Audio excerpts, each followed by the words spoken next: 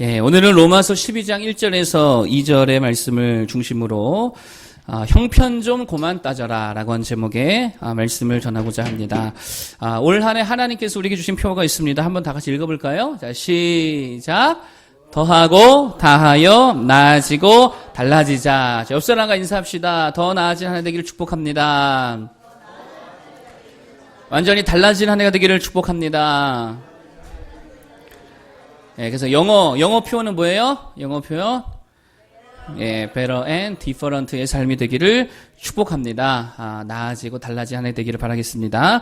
두 부류의 인생이 있다 그러죠. 한 부류는요, 맨날 이렇게 말한대요. 내 인생의 최선은 아직 오지 않았다. 내 인생의 전성기는 아직 오지 않았다. 그래서요, 자신의 인생을 늘 기대하고, 늘 소망하고, 늘 기뻐하고, 바라고, 그렇게 바라보는 인생이더라라고 하는 거예요.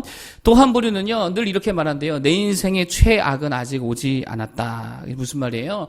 매일같이 혹시라도 내 삶이 더 나빠지진 않을까, 내 삶이 더 최악으로 치달아가진 않을까, 내 삶이 망하지는 않을까, 이대로 내가 무너지진 않을까, 늘 불안해하며 초조해하며 걱정하며 전전긍긍하는 인생도 있다라는 것입니다. 하나님을 믿는 자녀들은 늘 어떻게 생각해야 될까요? 내 인생의 최악 최선은 아직 오지 않았다, 이렇게 긍정적으로 생각하고 나아가야 될 줄로 믿습니다. 왜요? 하나님이 내 인생에 뭐가 되십니까? 주인 되시잖아요. 하나님이 주인이잖아요. 내 인생 내 거 아니잖아요. 그럼 주님이 주인 되신다라고 한다면 그 망하는 인생 되겠습니까?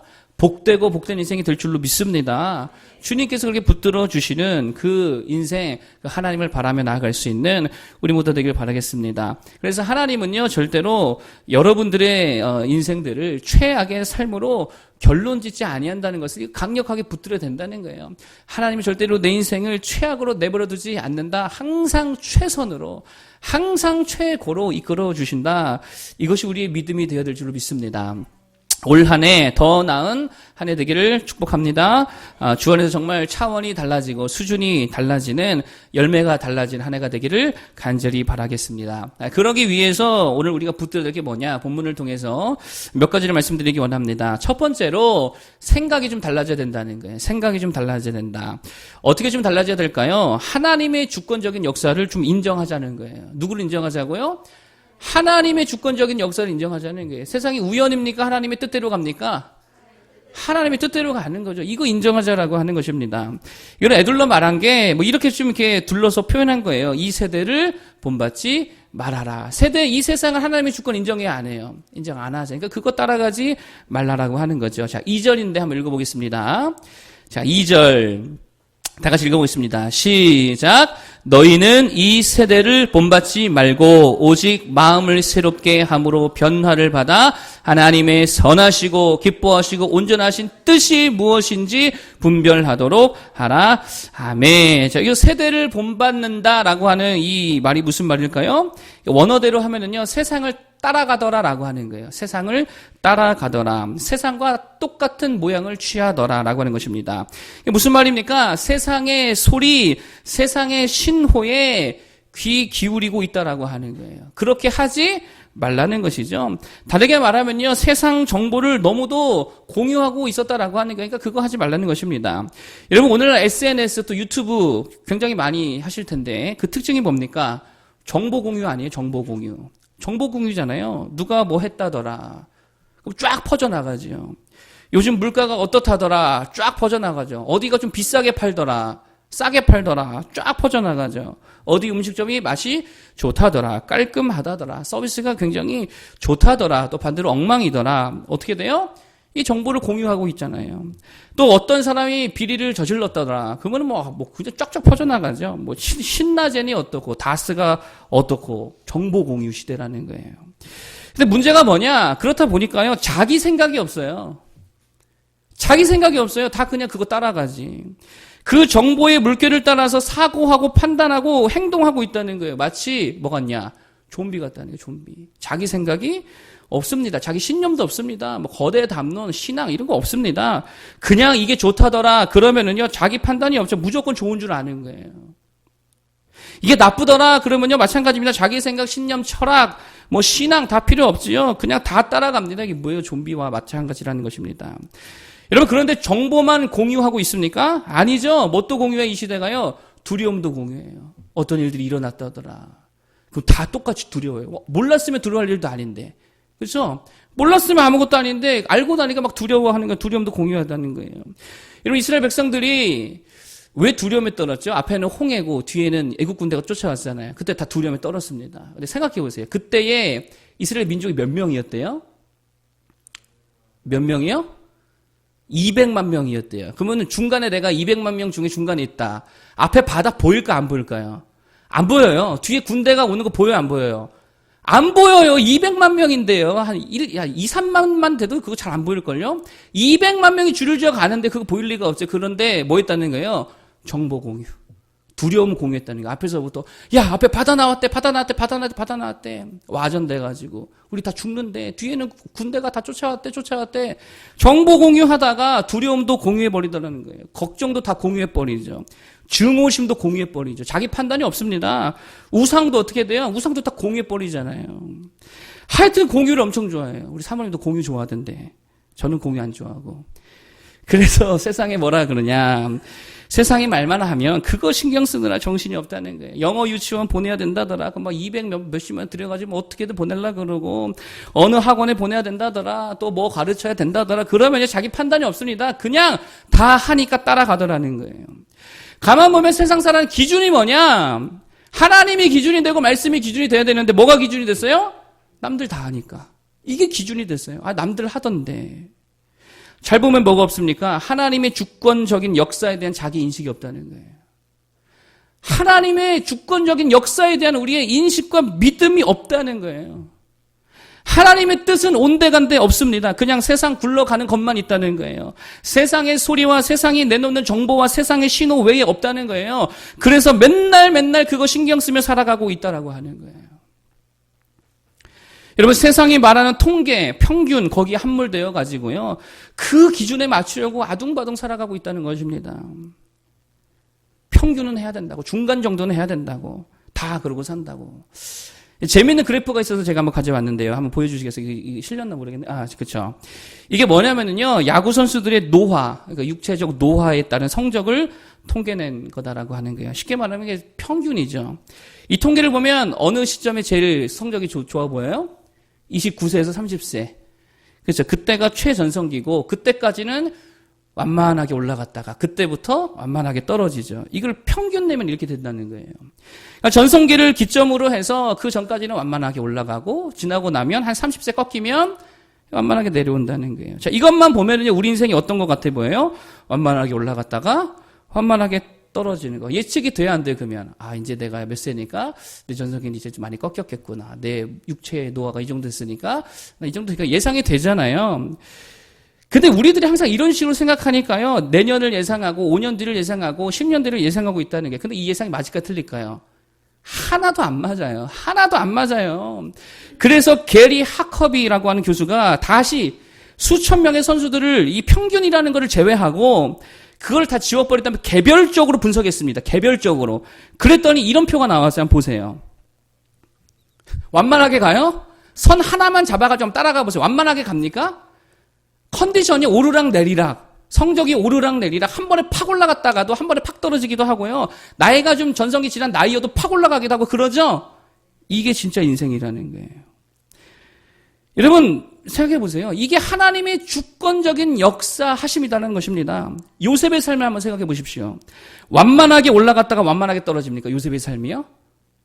총리 대신이 되기 위해서 완만하게 실력 쌓아서 완만하게 갔다가 총리 정점 딱 치고 완만하게 내려오고 이렇게 살아갑니까? 아니지요. 예측 가능한 인생이 아니었다는 거예요. 그냥 뚝 떨어졌다가 한 번에, 그렇죠? 뚝 바닥까지 떨어졌다가 한 번에 하나님의 은혜와 능력 받아다가 한 번에 치고 올라가더라는 거예요. 예상이 됩니까? 안 됩니까? 예상이 안 되죠. 그게 인생이고 그게 하나님께서 주권적으로 이끄시는 역사하심이다라고 하는 거예요. 여러분, 감히 함부로 예상하지 말기 바랍니다. 그냥 기대하시기 바랍니다. 우리 인생 가운데 하나님이 역사하시는 줄로 믿습니다.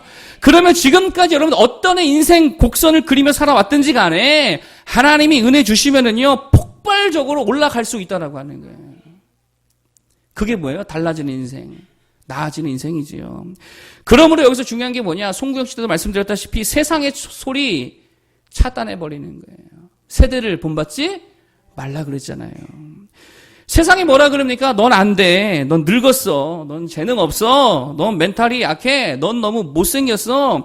넌 인기 없어. 너 이제 끝장이야. 아이, 그 동네에서는 안 돼. 아이, 너 따위 실력 갖고는 안 돼. 너가 무슨 리더십이 있어? 뭐가 있어?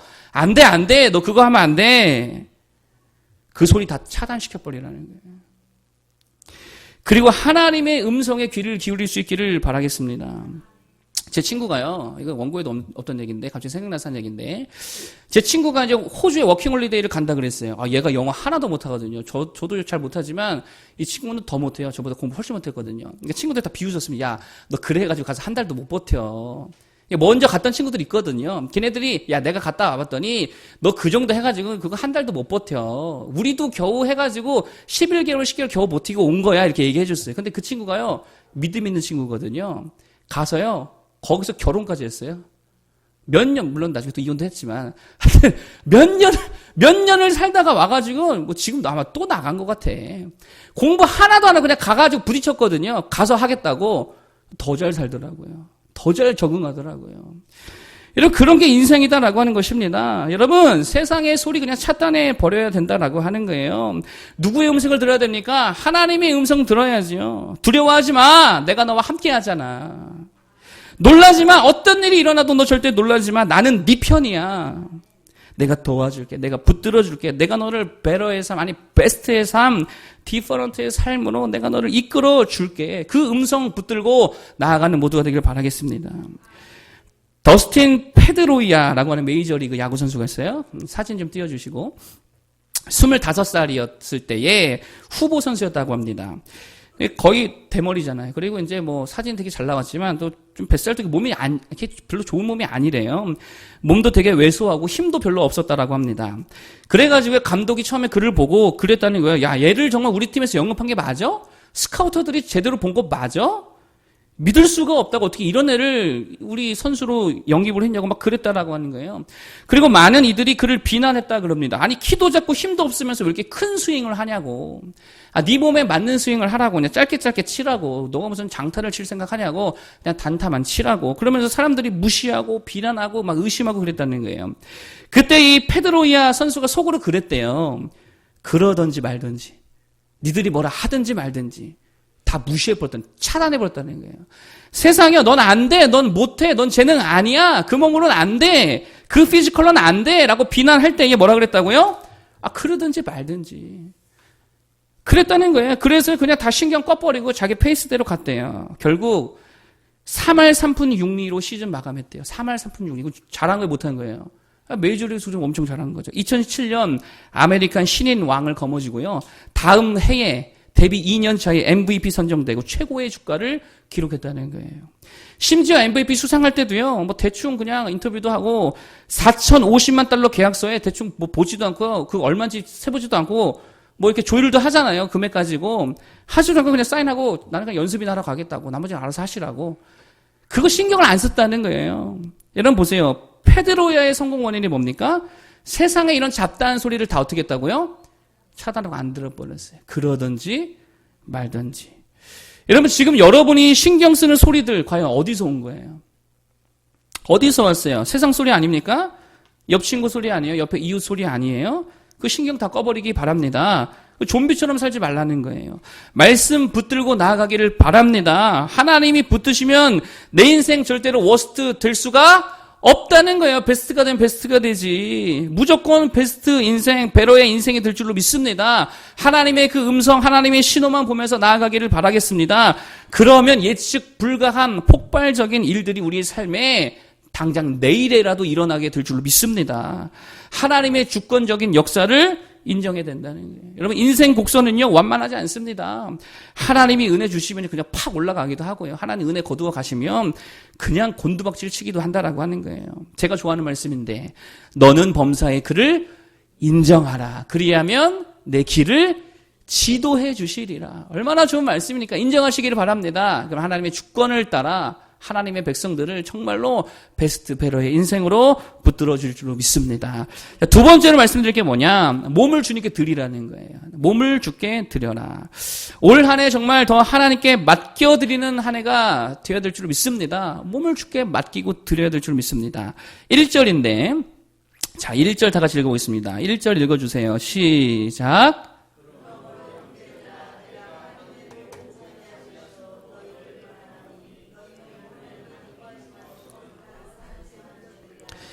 이는 너희가 드릴 영적 예배니라. 아멘. 자, 여기 보면 너희 몸을 어떻게 하라 그래요? 너희 몸을 하나님이 기뻐하시는 거룩한 산 제물로 드려라. 이렇게 말씀하시죠. 여러분, 이게 무슨 말입니까? 하나님이 기뻐하시는 거룩한 산 제물로 드려라. 무슨 말이죠? 제물이 뭐예요, 제물? 제물은 죽는 거예요, 사는 거예요? 죽는 거잖아요. 그러니까 죽으란 얘기죠. 죽는다는 게 뭡니까? 주님이 쪼개면 쪼개지고, 태우면 태워지고, 버리면 버려지는 거죠. 전적으로 누구에게 맡기는 거예요? 하나님께 맡기는 게 온전히 맡기라는 것입니다. 뭘 내가 좀 해보겠다고 애쓰고 힘쓰고 죽어라고 뛰고 그러지 말라는 거예요. 내 힘으로 하려 하지 말라는 거예요. 그게 어떻게 돼야 된다고요? 죽어야 된다는 거예요. 맡겨야 된다는 거예요. 맡기는 모두가 되기를 바라겠습니다. 2018년도 우리 표어가 뭐였어요? 주께 맡기면 주가 일하신다. 주께 맡기면 주가 일하신다. 맡기는 모두가 되기를 바라겠습니다. 믿음이 뭐예요? 믿음이 막연하게 믿습니다. 이게 아니죠. 믿음은요, 맡기는 겁니다. 하나님께 맡기는 게 믿음이죠. 불신앙은 뭐예요? 반대죠. 못 맡기는 거예요. 내가 쥐고 있는 거예요. 그러니까 놓고 드려야 되는데 못 맡기는 거예요. 계속 쥐고 있는 거예요. 내 힘으로 해보겠다는 거예요. 그래서 불신앙의 대표적인 게 뭐냐면요, 이런 거예요. 오늘 설교처럼 되게 자기 형편 따지는 거. 이걸 못 맡겨요. 자기가 쥐고 형편을 계속 따지는 거예요. 맨날 돈 세보고, 맨날 통장 들여다보고, 맨날 뭐 체크하고, 맨날 거울 보고, 얼굴도 형편 따져야 되니까. 몸무게 맨날 재고, 숫자 체크하고, 통계 내고, 분석하고, 성적 내고, 할 수 있나 없나. 이게 내가 할 수 있나 없나. 맨날 따져보고, 손해가 될까 안 될까 맨날 따져보고, 되게 형편 따진다는 거예요. 형편을 왜 따질까요? 그거 내 힘으로 해보겠다는 거죠. 그래서 형편 따지면, 생각해보세요. 형편 따진다고 형편이 나아집니까? 생각해보세요. 아이가 안 생겨요, 부부가. 형편 따진다고 애가 생기냐고요. 아무것도 아니라는 거예요. 뭐를 해야 됩니까? 기도를 해야지 아이가 생기죠. 하나님께 맡겨드려야죠. 야곱이 아내가 몇 명 있었어요? 야곱이 아내가 4명 있었습니다. 근데 어느 날 이 아내들끼리요, 자녀 많이 낳는 경쟁이 붙은 거예요. 누가 더 자녀를 많이 낳나. 그러다가 아이가 안 생기니까 남편 야곱에게 와가지고 아이 좀 만들어 내라고. 그렇게 능력이 없냐고. 그때 야곱이 버럭 화를 내면서 뭐라 그럽니까? 내가 하나님을 대신하랴. 이게 야곱의 믿음이었어요. 야곱은 누구의 주권을 인정했다? 하나님의 주권을 인정했습니다. 근데 야곱의 아내들이 하는 일이 뭐예요? 맨날 형편 따지는 거, 내 힘으로 다 하려는 거. 하나님이 안 주시는데 부부가 뭐 아무리 노력한다고 그게 되겠습니까? 안 된다는 거죠. 그냥 엎어져 기도해야 될 줄로 믿습니다. 하나님께 맡겨드리라는 거예요. 출애굽한 이스라엘의 문제가 뭐예요? 맨날 자기 형편 따지잖아요. 뭐가 있고 뭐가 없고, 앞에는 홍해고 뒤에는 애굽이고, 물이 없고 뭐 먹을 게 없고. 형편 따질 때 홍해가 갈라지답니까? 형편 따질 때 밥이 나오고 물이 나옵니까? 아니죠. 뭐 해야 됩니까? 하나님께 맡겨 드릴 때에 하나님 허락하여 주옵소서. 그냥 내 힘으로 안 된다고, 오직 주님이 주셔야만 된다고 엎드려 기도할 때에 반석에서 물도 주시고 하늘에서 만나도 주시고 홍해를 다 갈라주시는 은혜가 임하더라는 거예요. 제가 애들 때문에 병원을 많이 다녔잖아요. 제가 사실 병원 가는 게 좀 싫습니다, 이제는. 왜 싫으냐면요, 병원의 특징이 뭐냐면 맨날 뭘 이렇게 따져요. 되게 따집니다. 병명이 뭐고, 무슨 유전자, 무슨 미세 결실이 어떻고, 무슨 증후군이 어떻고. 그래서 제가 물어요. 그거 알면 고칠 수 있습니까? 그거 알면, 병명 알면, 무슨 증후군인지 알면, 무슨 어디 유전자 미세 결실인지 알면 고칠 수 있습니까? 제가 물어봐요. 그거 못 고친대요. 그 제가 그랬어요. 그럼 됐다고 검사하지 말라고. 나 그냥 모른 채로 살겠다고. 그냥 건강하다고 생각하면 살겠다고. 그냥 기도하겠다고. 여러분, 그러므로 진짜입니다. 우리가 해야 될 게 뭐냐? 형편 따지는 게 아니고요. 그냥 하나님 앞에 엎드려져가지고 내 힘으로 하려진 거 다 죽여버리고 맡겨야 될 줄로 믿습니다. 하나님이 나의 상급입니다. 하나님이 나의 강건함입니다. 하나님이 나의 유일한 피난처입니다. 나의 도움이십니다. 그래야 될 줄로 믿습니다. 형편 따지지 말기 바랍니다. 아까도 야구 이야기를 했는데 마리아노 리베라라고 하는 선수가 있습니다. 이거는 제가 안 보았던 것 같아요. 이 선수가 원래 중앙 아메리카 이 남쪽 끝에 푸에르토 카이미토라고 하는 지역에서 살았대요. 아십니까? 저도 처음 봤는데 푸에르토 카이미토라고 하는 아주 가난한 어부촌인데요. 거기에 어부의 아들로서 살았답니다. 여기가 어떤 곳이냐면 그냥 하여튼 형편 자체가요. 다 어부로밖에 살 수 없는 형편, 굉장히 극심한 가난한 동네였습니다. 생선 1톤을 떼어다가 팔아봐야 겨우 1달러 받는데요. 그러니까 되게 가난한 동네라는 거죠. 그런 가난한 동네였다는 게, 그러니 모든 아이들이요 다 그냥 아버지 따라 어릴 때부터 고기 잡고 또 자신도 결국에는 고기 잡는 어부가 되는 그런 마을이었대요. 리베라도 마찬가지였습니다. 그의 아버지는 매일 이렇게 말했다 그래요.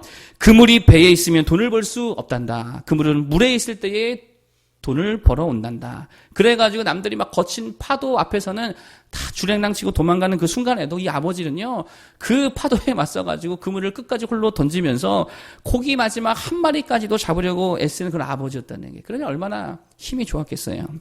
그러다가 자신도 어부가 되어지고 아버지처럼 똑같이 그물을 내렸다라고 하는 것이죠. 자, 그러다가 어느 날 배가 사고가 나서요, 어업을 전혀 할 수 없게 되었다는 거예요. 가난한데 배까지 망가졌으니 어떻게 해요? 뭐 고기 잡을 수가 없잖아요. 그런데 이때 리베라가요, 자신의 형편을 따지지 않았어요. 어업을 하지 못하니까 그냥 평소에 자기가 좋아하는 그냥 야구를 했대요. 야구에 집중했대요. 그래서 결국에 영어 한마디도 못하던 그 가난한 동네에 이 청년이 스카웃되고 어부 출신이다 보니까 힘이 워낙에 좋으니까요, 메이저리그 선수를 이걸 못 때리더라는 거예요. 투수였는데.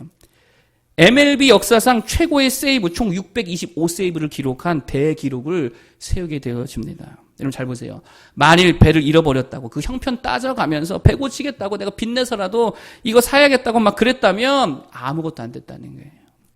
우리도 마찬가지로 생각합니다. 형편 따질 거 없이 우리는 누구 붙들어야 됩니까? 하나님 붙들어야 될 줄로 믿습니다. 기도하면서 하나님이 나의 형편이십니다. 그래야지 하나님께 맡겨 드려야 될 줄 믿습니다. 하나님이 인도하시는 대로 그대로 따라가겠습니다. 그게 더 나은 삶, 그게 더 차원이 다르고 수준이 다른 삶입니다. 이러면서 주님 붙들고 나아갈 수 있는 모두가 되기를 바라겠습니다. 뭐 따지지 말라고요? 형편 주고만 따지라는 거예요. 마지막 세 번째 메시지인데요. 결론적으로 하나님의 주권적인 역사를 인정하고 내 형편을 따지지 아니하고 하나님께 맡기는 삶이 뭐냐라고 했을 때에 그게 뭐냐? 바로 예배하는 삶이라는 거예요. 다시 한번 우리 읽어볼까요? 1절 다시 한번 읽어볼까요? 시작. 그러므로 형제들아 내가 하나님의 모든 자비하심으로 너희를 권하노니 너희 몸을 하나님이 기뻐하시는 거룩한 산 제물로 드리라. 이는 너희가 드릴 영적 예배니라. 아멘. 예배하라는 거죠. 예배가 뭡니까? 그 자체로요 하나님께 맡겨 드리는 것입니다. 그 자체로의 하나님을 인정하는 것입니다. 내 형편 따지지 않는 거예요. 그게 예배죠. 주일 성수가 뭐죠? 주일 성수. 주일 성수는요, 쉬는 날 아닙니다. 착각하지 마십시오. 쉬는 날 아니라 예배하는 날인 줄로 믿습니다. 그러면 이 예배의 의미가 뭡니까? 하나님의 주권을 인정하는 행위잖아요. 이 예배 자체가. 여러분 보세요. 처음 하나님께서 안식일의 규례, 주일의 규례를 주실 때가 언제였냐면 이스라엘 백성들이 출애굽했을 때입니다. 그때 뭐라고 하시냐면요, 만나를 하늘에서 내가 내려줄 건데 며칠만 일해라? 6일만 일해라는 거예요. 하루 먹을 씩 일을 하는데 6일만 일하라는 거예요. 그리고 나서 마지막 7일은 쉬라 그랬어요. 왜요? 그 7일은 누가 책임져 주겠다? 하나님이 책임져 주겠다. 그러니 그 자체가 뭐예요? 하나님의 주권을 인정하고 맡겨드리는 삶이라는 거예요. 예배의 삶이 바로 그런 삶이라는 거예요. 그렇기 때문에 내 형편 살피면 예배해요? 못해요? 못하죠. 왜요? 그 시간에 나가 돈 벌어야지. 그 시간에 공부 한 자라도 더 해야지. 그 시간에 한 사람을 더 만나서 영업해야지요. 장사해야죠. 그러니 형편 따지기 시작하면 절대로 예배할 수 없다라는 거예요. 그러므로 믿음의 생활이 뭐냐? 결국 예배의 삶으로 다 귀결된다는 거예요. 믿음 좋은 게 뭐예요? 예배 잘 드리는 거예요. 새벽 예배 왜 못 드릴까요? 맡기질 못하니까. 새벽 예배 드리면 피곤해서 능률 떨어진다. 집중력 떨어진다. 아유, 졸아서 운전하다 사고 날 수도 있다. 그래서 일이 안 될 줄 알고 맡기지를 못하는 거죠. 그러니 하나님께 더 예배하지 못하고 마음과 힘과 정성을 다하여서 예배하지 못하더라라고 하는 것입니다. 결국 불신앙이 뭡니까? 예배하지 못하는 게 불신앙이라는 거예요. 예배하는 모두가 되기를 바라겠습니다. 여러분, 오늘도 하나님이 어떤 예배를 드리라고 하시느냐? 여기 보니까요, 거룩한 제사, 그렇죠? 거룩한 산 제물로 드리라. 거룩한 제사를 드리라고 말씀하고 있다는 거예요. 거룩한 제사가 무슨 뜻일까요? 거룩한 제사는요, 거룩이란 말 자체가 하나님의 수준을 말하는 거거든요. 그러니까 우리 인간 수준이 아니고 하나님 수준의 제사, 하나님 수준의 예배를 드리라는 거예요. 다시 말해서 거룩한 예배란 말은 온전한 예배를 드리라는 거겠죠. 마음을 다하고 힘을 다하고 뜻을 다하고 믿음을 다해서 드리는 예배를 주님이 원하신다라고 하는 거예요. 그럴 때에 하나님이 은혜도 주시고 능력도 주시고 불가능을 가능케 하시는 역사도 일으켜 주실 줄로 믿습니다. 제가 좋아하는 성경의 내용이 있습니다. 사무엘상 7장 여러 번 말씀드렸습니다. 블레셋이 이스라엘에 쳐들어왔어요. 이스라엘이 절대로 블레셋을 이길 수가 없습니다. 왜 그럴까요? 이스라엘은 문명적으로 보면 청동기 후기 문명이었거든요. 블레셋은 이미 철기 문명. 우리 다 알죠? 청동기가 철기를 이길 수 없다. 그때의 사무엘이 불가능한 상황 속에서 무엇을 했느냐? 백성들 다 모아놓고 금식하자, 회개하자, 기도하자. 그 후에 성경에 보니까요. 그리고 나서 온전한 제사를 여호와께 드렸다는 거예요. 온전한 줄성수, 온전한 예배, 온전한 헌신, 마음을 다하고 힘을 다하고 목숨을 다한 다함의 예배. 그랬더니 어떻게 됐습니까? 하늘로부터 우레와 번개가 막 블레셋 땅에 떨어져 가지고요. 그들이 이스라엘에게 대패했다라고 하는 거예요. 어떤 제사를 드렸다고요? 내 수준이 아니라 내 편의대로가 아니라 내 형편 따진 예배가 아니라 하나님이 원하시는 하나님의 수준의 거룩한 예배, 온전한 예배, 다함의 예배를 드렸다는 거예요. 그러므로 여러분 이렇게 생각하면 딱 맞습니다. 내 삶에 뭔가 정리가 안 되고 뭔가 복잡하고 뭔가 꼬이고 뭔가 답답하고 해결이 안 되고 그냥 막 짜증난다. 되게 우울하다. 막막하다. 볼 것도 없이 뭐를 회복해야 돼요? 예배 회복해야 되는 거예요. 그것도 온전한 예배를 회복해야 될 줄로 믿습니다. 그럼 그거 다 정리된다는 거예요. 하나님이 원하시는 그 온전한 예배, 그게 뭐예요? 좋은 것, 많은 것, 더 가치 있는 것, 훌륭한 거를 드리라는 게 아니에요, 여러분. 온전한 거, 그냥 다함을 드리는 거예요, 다함을. 하나님은 좋은 거를 원하는 게 아닙니다. 온전함, 다함을 원하시는 줄로 믿습니다. 꼭 드릴 물질이나 어떤 헌신만을 말하는 게 아니에요.